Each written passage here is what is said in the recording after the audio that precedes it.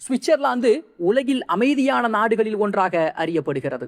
ஆனால் இந்த அமைதியான நாட்டின் மலைகளுக்குள் மறைந்திருக்கக்கூடிய ரகசிய இராணுவ தளங்கள் பற்றி பலருக்கும் தெரியாது. குறிப்பாக பனிப்போர் காலத்தில் எந்த நேரத்திலும் போர் வெடிக்கலாம் என்ற அச்சத்தால் சுவிட்சர்லாந்து தனது பாதுகாப்பை மிகவும் வலுப்படுத்தியது. நாட்டின் பல மலைகளுக்குள் ஆயுத கிடங்குகள், கட்டுப்பாட்டு மையங்கள் மற்றும் ஆயிரக்கணக்கான வீரர்கள் தங்கக்கூடிய பங்கர்கள் அமைக்கப்பட்டன.